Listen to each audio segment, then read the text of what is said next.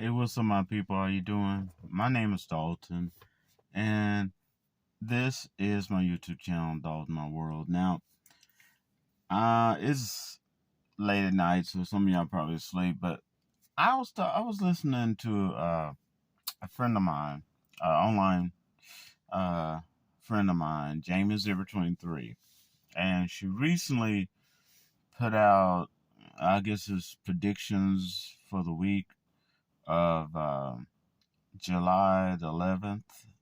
Right now, 2022.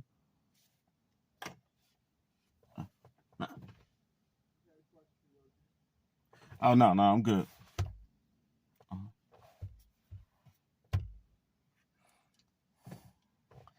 Anyway, got people walking up to me and shit. Anyway, weird. Anyway, like I was saying, kind of threw me off. Oh, so she was saying, and it was like predictions for Aries, Sagittarius, and Leo. Go check it out. She was really good. But she was saying something. I think it was for Leo or something like that, and about how people of different races sometimes watch televisions, uh, rap videos, or whatever, and they they do this stuff and to try to understand other races, and then they come at people in a negative way, thinking that that's the way that particular race will be treated, and it triggered me. And when you get triggered, it doesn't mean you're triggered in a bad way, okay? But it did trigger me in a positive way, and this is kind of a story time in this, right? And when she said that, I was like, it reminded me of things that happened in my life as well as other people, okay? And all I got to tell you, people, when y'all meeting someone as a friend, okay, or you want to date someone, whether you're the same race, different race, whatever, be yourself, okay? And don't start watching videos and shows and thinking that that's how you have to approach someone of a particular race or something like that. Every human being is different. I'm gonna give you an example. What if you know, it's like imagine me dating some girl, okay?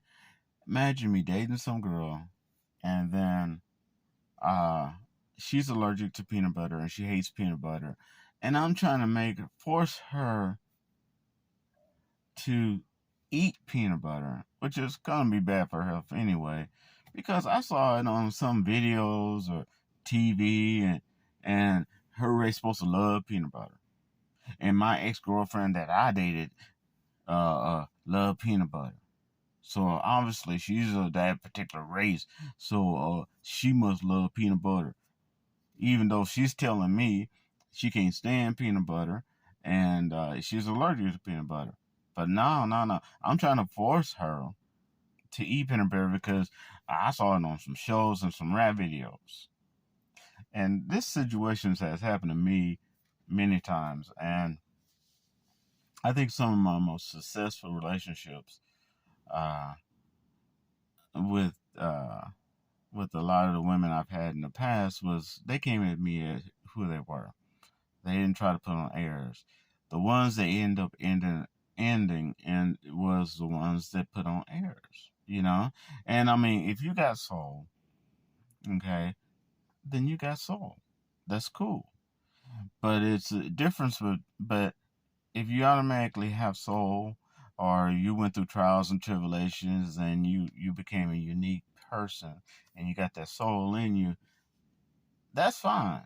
Okay, but putting on airs to think that that ain't gonna do it, because once a person gets deep into that relationship with that person, uh, the individual who they thought they were dating isn't that person.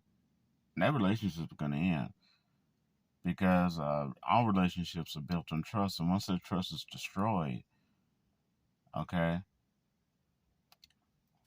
It's almost impossible to bring it back. And if you do bring it back, it's never going to be the same as it was in the beginning. Okay, as the original. Trust. And I had this one girl, and she talked really intelligent. She was white. She talked really intelligent, and I think I told you about this. She was really, she talked really intelligent, really, really nice to my mom, dressed nice and everything. We went out and we went on a date. This is when I was younger, and she was white. And I dated women of all races. I dated women that were Italian. I, you know, messed around with women that were not necessarily dated, but we messed around with women that were Mexican, Latin. Um, dated women my own race. I dated women that were white. I mean, I dated, I take a person as they are. So, uh, but and each woman was different. Okay, we go out, man, and I'm just like, you know, having an intelligent conversation. Then she tells me that she wants to go and hang out on. If you know anything about Oklahoma, she wants to go hang out around 23rd and Kelly. 23rd and Kelly. Back then, that was like the projects, the ghetto area. Nothing wrong with that, because there's a lot of places I visit there and shop there and stuff like that, even though I didn't live in that area. But man, by the end of the night, she was telling me stories and how got she was on some date with some guy, some brother, and somebody was trying to kick the door in. Another story, because she was messing with someone else's man, and she was talking in such a ghetto way, and started talking, thinking for some reason she thought I was supposed to know every single rap song ever made. I mean, I can so I was so frizzled mentally. I'm not lying to y'all. I was so frizzled mentally at the end of the night that when it was time, I I told her, I said, look, I forgot I drove. I drove. Okay, I forgot I drove. I told her, I just want to go home. Okay, let's just go home. I'm serious, people. Oh my god. I just want to go home, man. So be yourself, people. And I broke off a friendship. I'm gonna call him Mr. B. And we were friends for a long time. I'm talking over 20 years. But we grew apart. Okay, and the group that he hung out with, I grew apart from them as well. Uh, Especially some of the things they participate in, stuff like that. I'm not getting all into personal business. Each to his own. Everybody has a right to be and live the way they want to live. Doesn't mean you have to deal with it. And I remember one time we got in this heated discussion and he was white. And we got in this heated discussion because for some reason now I'm not saying I had never used that word before, but for some reason he really wanted to use the N word with me. And and then he tried to do the most childish peer pressure crap that they did in high school. He tried to compare at that time our other mutual friend. I'm gonna call him Mr. L. He tried to compare him because Mr. L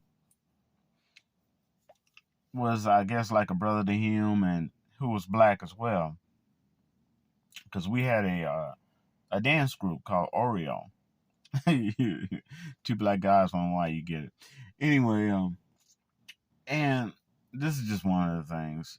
And Mr. L he used the N word all the time, and he used to call Mr. B the N-word. Mr. B used to call him the N-word.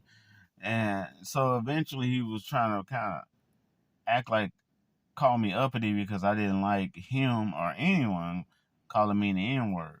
And I mean, you can use that if you want to. I mean, that's who you are, but whatever, I'm just saying.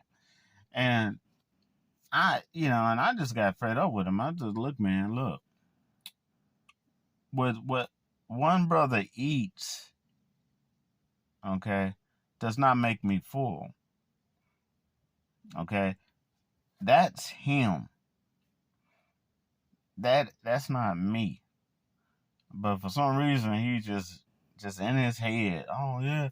Well, he, and for some reason he had to feel that way to make himself feel good and comfortable.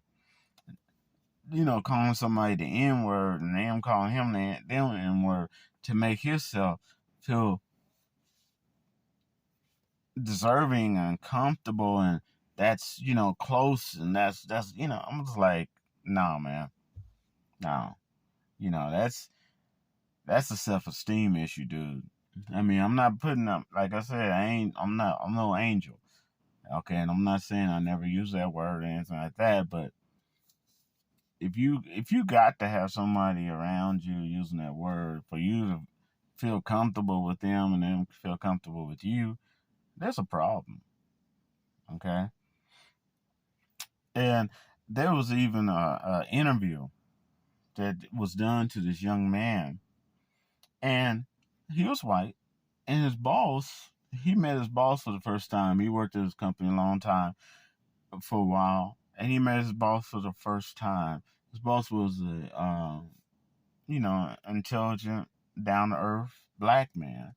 And when he first met his boss, he grabbed his boss' hand, gave him, the soul shake, and he said, "Hey, what's up, my N-word?" to his boss. And, of course, within a week he was fired. And he didn't understand why. And his this really happened. And they interviewed him, okay, because this was a workforce thing to help people understand. You got to shift gears, man. You can't treat everybody like the same way and can't talk to everybody the same way. And they asked him, "Well, why you say that?" He said, "Well, I say that to all my friends and stuff like that, and we cool, and people I'm around, we talk like that around each other all the time. So, you know, that's why, I saw him, so I just talked to him the same way I talk to my friends, and I had to educate this guy. You don't do that. You don't do that." And it seemed like there's this huge void uh, of education in the world when it comes to interacting with other people, different races, same race. That just because you black don't mean you smoke weed, okay? And just because you black don't mean you eat chitlins, okay? I know a lot of black people don't eat pork, okay? Uh, and just because you East Indian don't mean you do this. Just because you're Asian don't mean you're awesome when it comes to technology. Yeah. So yeah, I think people need to take the time and actually get to know each other a little bit better, and kind of stop putting on airs and be who you are. You know. Now, and that's it. That's a little bit of my story time, but yeah, that triggered me, and I mean in a positive way, and it brought some things to the forefront. I'm glad you brought that up. All right, and I'll wrap to y'all later. Peace.